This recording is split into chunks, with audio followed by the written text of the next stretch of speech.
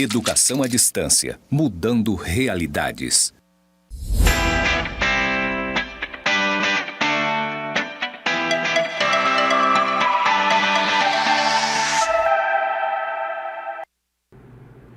Olá, querido aluno, querida aluna. Eu sou a professora Kênia Freitas e esta é a disciplina Arte e Cultura Musical Brasileira. Na nossa web aula 1, nós vamos falar sobre História da Arte, História da Música e relações entre arte e cultura. Quando nós falamos de arte, não é fácil definir o conceito. Ferreira se refere a dois conceitos básicos. Um que trata da arte como obras de arte, que você pode encontrar em museus, em praças ou mesmo em casas. E outro que trata a arte como atos criadores que há em todas as culturas humanas. Pensemos em música, pintura, dança. Conceito de arte conforme Mami. O conceito de arte surge no Renascimento, mas o seu significado é algo atemporal e inesgotável.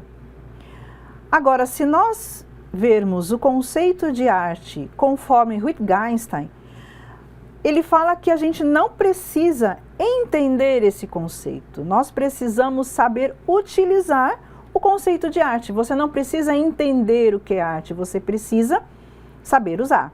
Vamos lá. Falando sobre belas artes e artes aplicadas. As artes aplicadas estiveram presentes em todos os períodos históricos e se referem às modalidades de produção artística orientadas para a vida cotidiana por meio da criação de objetos, peças, utensílios, que são e foram úteis ao homem. Quando nós falamos sobre artes aplicadas, esse termo se refere a alguns setores da arquitetura, do design, das artes gráficas, do mobiliário, entre outros. E, conforme determinados autores, traz oposição em relação às belas artes. Então, o termo belas artes passa a ser o sinônimo de arte acadêmica, estabelecendo, então, uma distinção entre arte e artesanato, artistas e mestre de ofício. Então, nós vemos aí uma distinção, o que é arte, o que é artesanato, o que são artistas e o que são artesãos. Atualmente, as 7 artes são as seguintes: música, o som, artes cênicas, teatro, dança, coreografia, no caso, o movimento, a pintura, o desenho, a cor, a escultura, volume, a arquitetura, o espaço, a literatura, as palavras entram como arte, o cinema, que na verdade o cinema abrange vários tipos de arte, a pintura, o design, a literatura, roteiro, música, tudo isso é englobado pelo cinema. Posteriormente, outras categorias passaram a integrar a lista das belas artes, a fotografia, a imagem, as histórias em quadrinhos, que englobam aí a cor, a palavra, a imagem, os videogames, que integra também elementos de outras artes, e a arte digital, que já é mais conhecida agora no século XX e século XXI. Falando sobre história da arte. A história da arte emerge de forma sistematizada no século XVIII, por meio da obra História da Arte da Antiguidade, de Johann Winckelmann, contemporânea ao surgimento dos museus e da estética. Vamos falar um pouco da arte pré-histórica. O homem pré-histórico, enquanto ele estava na natureza, ele encontrava algumas pedras e ele então via que aquela pedra era um pouco diferente do que ele estava acostumado. Então ele pensava, essa pedra me serve para alguma coisa, então ele já separava aquela pedra. Com o tempo, ele viu que ele podia pegar qualquer pedra e poderia modificá-la, poderia desbastá-la para que ela servisse para alguma coisa.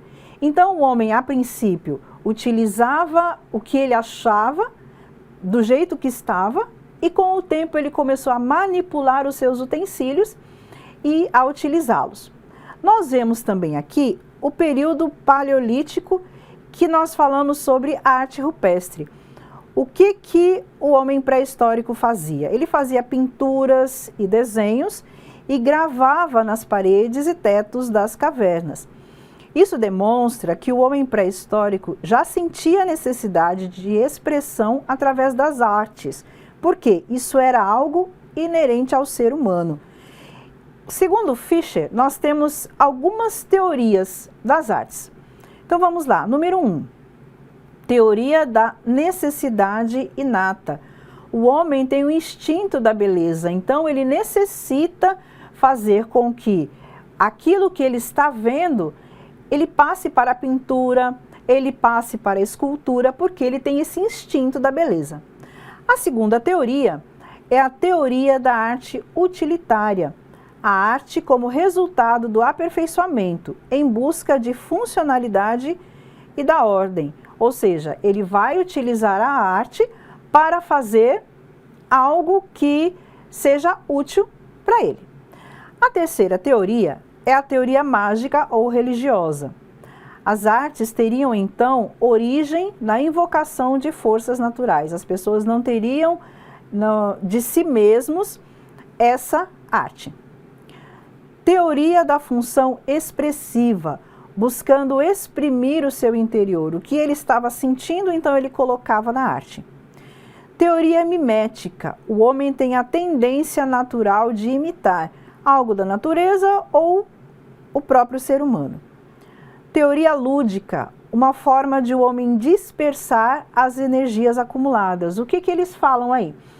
Que o homem deixou de caçar, ele não precisava mais procurar o alimento. Então, ele tinha energia acumulada e ele precisava, então, dispersar essas energias. Como é que ele fazia isso? Através da arte. Então, ele ia desenhar, ele ia pintar, ele ia fazer esculturas, porque ele não precisava mais gastar a sua energia para conseguir a sua subsistência.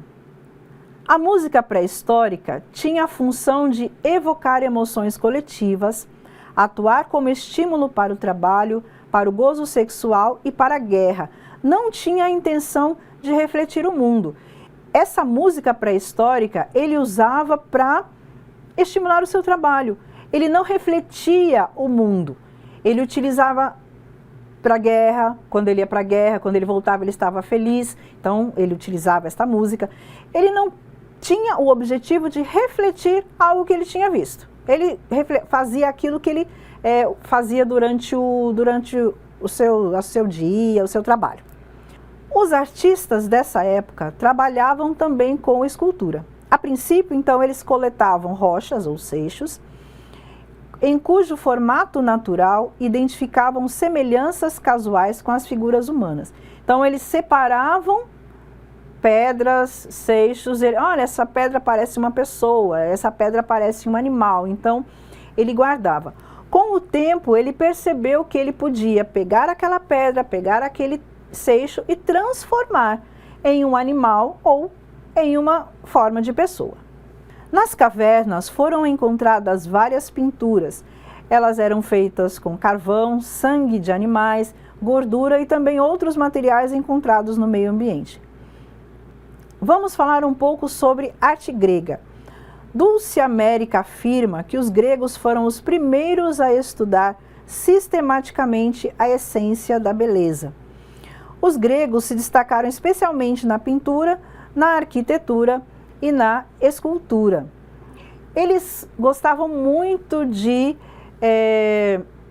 fazer esculturas principalmente de pessoas, porque eles falavam que a pessoa, o ser humano, era o ser mais magnífico do universo. Então eles gostavam de fazer esculturas de pessoas porque eles falavam que o ser humano era o mais magnífico de tudo, né? Falando sobre pinturas gregas.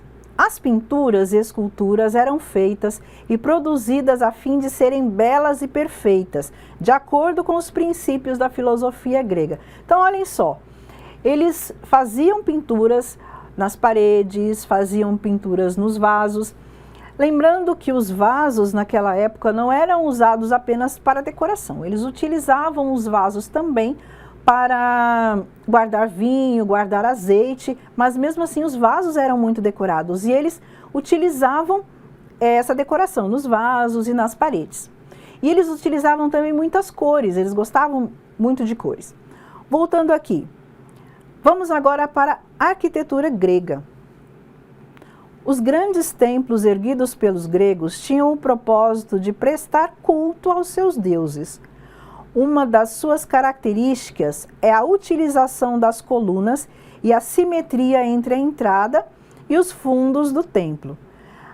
No começo, eles apenas utilizavam essa arquitetura nos templos. Com o passar do tempo, eles começaram a utilizar essa arquitetura também nas casas, não apenas nos templos, mas também nas casas. Continuando, nós temos, eu coloquei aqui uma foto de um exemplo de arquitetura grega, que é a Acrópole de Atenas. Escultura grega. Esta arte se manifesta nas esculturas dos deuses e dos atletas, cuja perfeição dos detalhes dos corpos torna os gregos excepcionais nessa manifestação artística.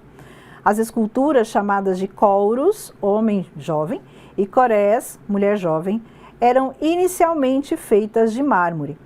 No entanto, com a necessidade de retratar movimentos, o mármore foi substituído pelo bronze, por se tratar de um material mais leve, e assim reduzia a probabilidade de a escultura se partir.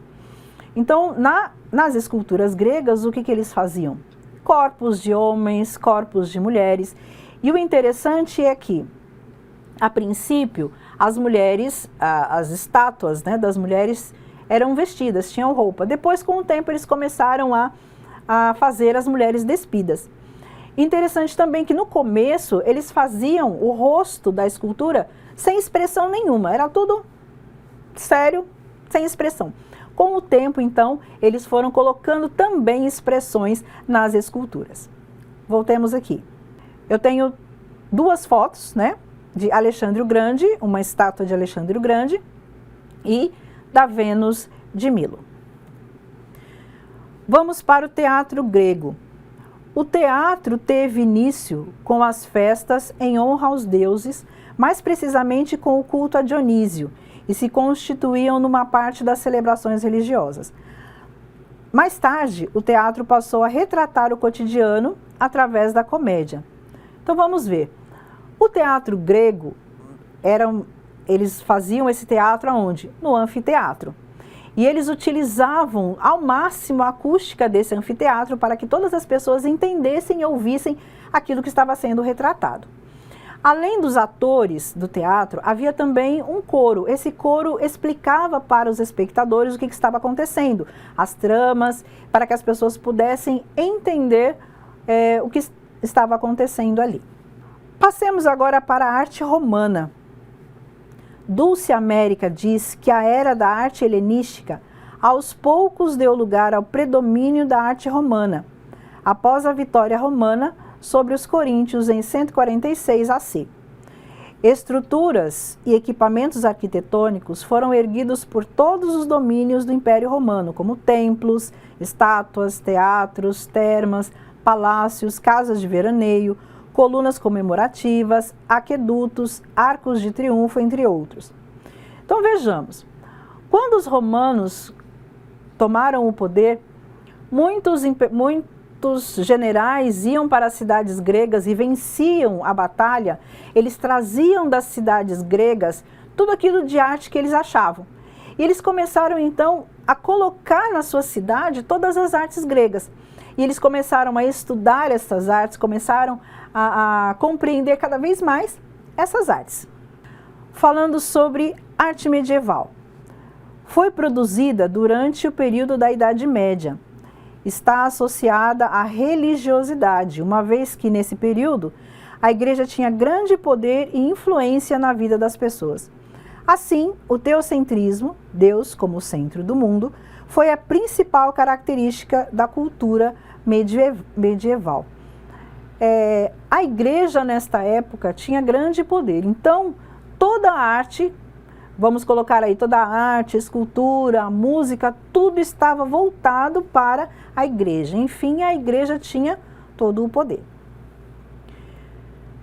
No Renascimento, dominado pelo racionalismo na vida intelectual e material, o Renascimento rompeu com padrões defendidos pela Igreja Católica, representando a ascensão dos ideais burgueses sobre a cultura e o pensamento medieval.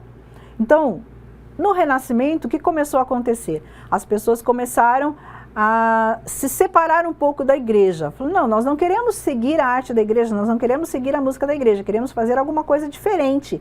Então, a partir do Renascimento, as pessoas começaram a pensar um pouco diferente daquilo que estava sendo feito pela igreja. Barroco. O termo barroco foi empregado pelos críticos do século XVIII para expressar o seu repúdio à arte produzida entre o período de 1600 e 1750, por considerá-la grotesca, de mau gosto. Os estudiosos desta época não queriam sair do Renascimento, queriam que as artes, a arquitetura ficasse exatamente como era a arte grega e a arte romana. Como as pessoas começaram a modificar um pouco, eles falaram, não, nós não queremos isso, isso é grotesco, então deram esse nome de barroco. Na verdade, não, para eles era depreciativo esse nome, barroco. Nós temos outros períodos, maneirismo e rococó, neoclassicismo, impressionismo francês, expressionismo alemão, arte moderna, pop art, arte pós-moderna e arte contemporânea. X.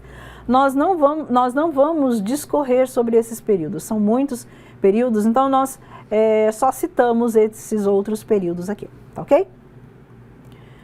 E agora vamos para a história da música. A palavra música, do grego mousike, que quer dizer arte das musas, é uma referência à mitologia grega e sua origem não é muito clara. Na pré-história, ela se apresentava com caráter religioso, ritualístico, em agradecimento aos deuses, ou como uma forma de pedidos pela proteção, boa caça, entre outros. Muitos sons produzidos proviam principalmente dos movimentos corporais e dos sons da natureza. E assim como nas artes visuais e na dança, a música começou a ser aprimorada, utilizando-se de objetos dos mais diversos. Então, na pré-história, o que o homem fazia? Ele utilizava aquilo que ele tinha na natureza e utilizava também o seu próprio corpo para fazer música. Ele não utilizava instrumentos musicais, enfim, ele usava o seu próprio corpo e a sua voz na pré-história. Na antiguidade, nós já temos algumas diferenças. Era um sentido ritualístico, ele utilizava a voz. O que ele queria fazer? Comunicar-se com os deuses e com o povo. Na Grécia, a música funcionava como uma forma de estarem mais próximos das divindades. Então, a música servia para quê? Para eles estarem mais perto dos seus deuses.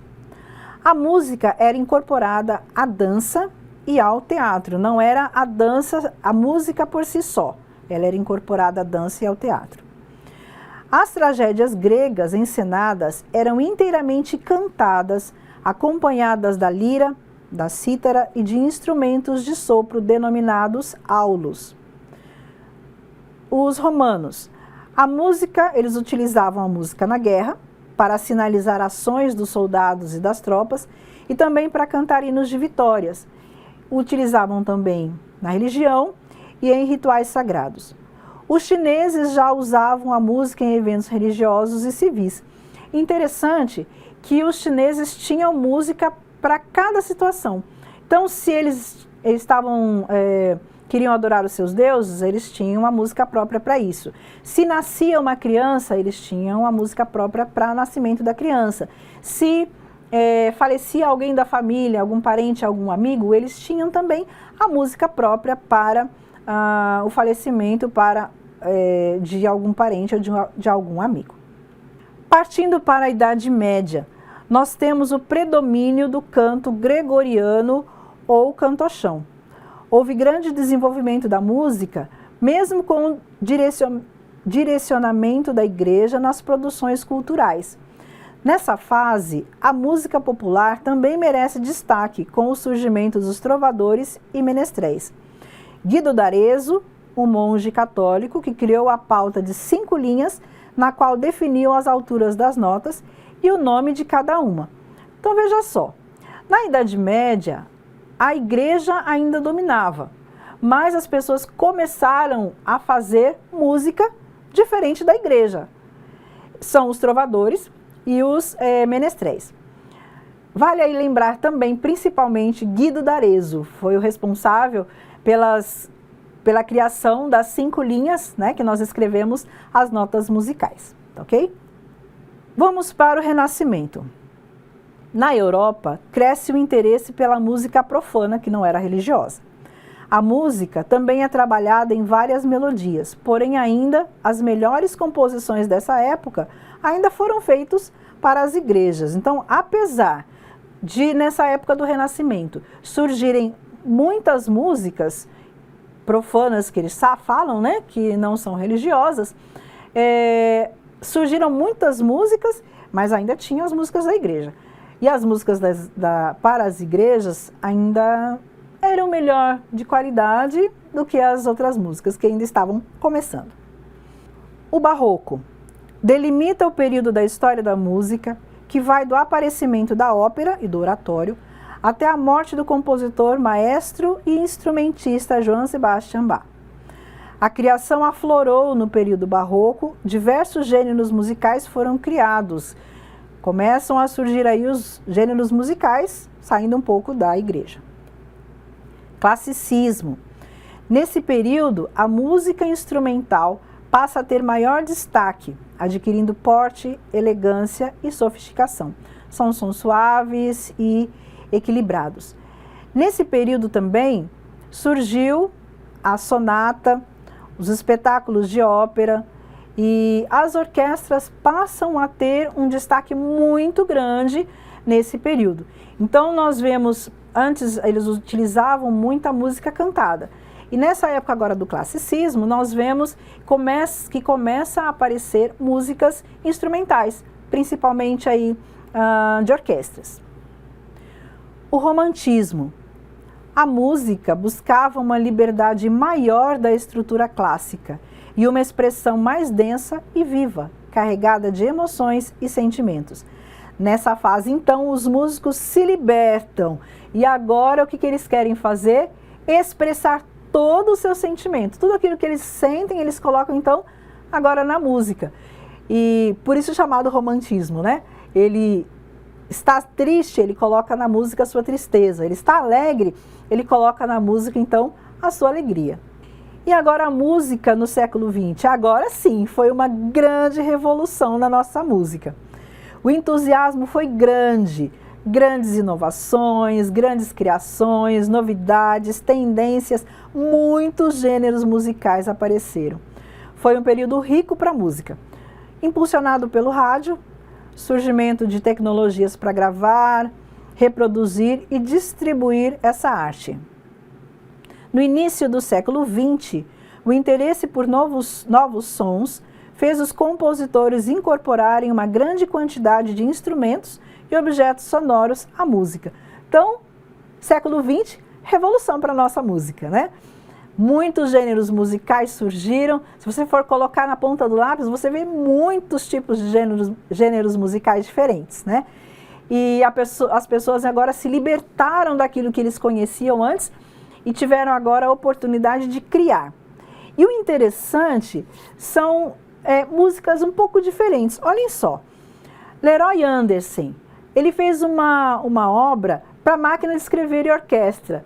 Não sei quantos de vocês já assistiram, tem um filme de Jerry Lewis em que ele está sentado à mesa e ele está tocando uma máquina de escrever imaginária. E a gente ouve, né, a música e tal. Esta música foi feita por Leroy Anderson e tocada por uma orquestra. É muito interessante, procure lá. No nosso roteiro tem o link para você ouvir esta música. É muito, muito interessante. Hermeto Pascoal, ele criou, olha só, músicas com sons produzidos por garrafas, ferramentas, conversas e grunhidos de porcos. Como assim? Veja lá no roteiro tem o link. Entre lá, é muito interessante, você vai gostar. Otorrino Respighi escreveu a intitulada Pinheiros de Roma em 1923. E agora, qual é a relação entre arte e cultura? Por cultura, compreendemos o nosso conjunto de atividades, intervenção ao meio, nosso modo de pensar e agir, ou o meio pelo qual o ser humano se adapta às condições de existência, transformando a realidade. Nós só conseguimos conhecer a cultura, através da sua manifestação coletiva. Patrimônio cultural brasileiro são todas as formas de interação e intervenção ao meio, através de nossos hábitos e da nossa arte, como a arquitetura, a pintura, nosso mobiliário e as nossas festas. Tudo isso faz parte da nossa cultura. Cada povo tem a sua cultura, tem as suas festas, tem a sua arte, tem a sua arquitetura, tem a sua pintura. Tudo isso faz parte da cultura de um povo. Vamos agora para a música brasileira. Quando nós começamos a falar sobre música brasileira, nós precisamos começar a falar sobre música indígena. Os índios tinham as suas músicas, eles utilizavam as músicas na guerra, utilizavam as músicas nas festas que eles tinham. Os índios eram considerados pelos portugueses povos com grandes aptidões. A música tem um papel de destaque dentro das tribos indígenas brasileiras, porque através dela preservam uma parte importante das suas memórias e tradições. Como eu falei, há músicas para tudo: procriação, nascimento, puberdade, casamento, morte, afastar doenças, epidemias, flagelos, e também para festejar fatos heróicos como caçadas, vitória na guerra e triunfo no amor. A música indígena geralmente é marcada pelo ritmo. Os portugueses então utilizaram a música para a catequese dos índios. Eles usavam como instrumento de conversão e eles ensinavam as populações indígenas, principalmente as crianças, a cantar ao modo europeu e a tocar flauta, viola e outros instrumentos do velho mundo, incluindo o cravo. Então, o que os portugueses fizeram? Eles viram que os indígenas, eles eram musicais, eles tinham música, eles falaram, podemos aproveitar esta música. Só que eles utilizavam então, eles chamavam as crianças, chamavam os indígenas para aprender música, mas música europeia, e não a música que eles estavam acostumados. Depois da música indígena, nós partimos para a música afro-brasileira. João Fortunato fala sobre a substituição da mão de obra indígena pelos escravos negros trazidos da África. O negro, então, passa a ser a principal referência musical no Brasil. Kiefer, por exemplo, afirma que existem registros datados da primeira metade do século XVII, em que relatam a existência de bandas militares no Brasil, compostas quase em sua totalidade por músicos negros.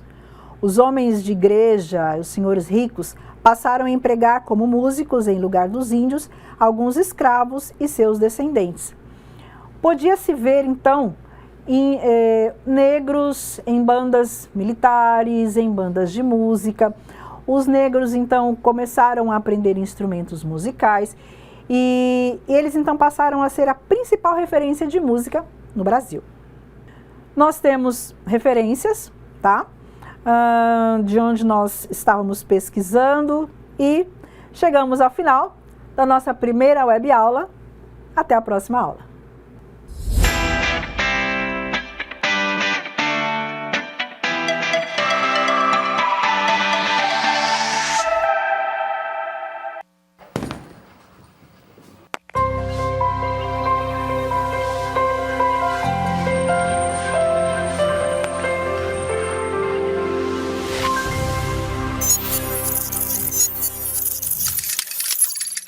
Educação à distância, mudando realidades.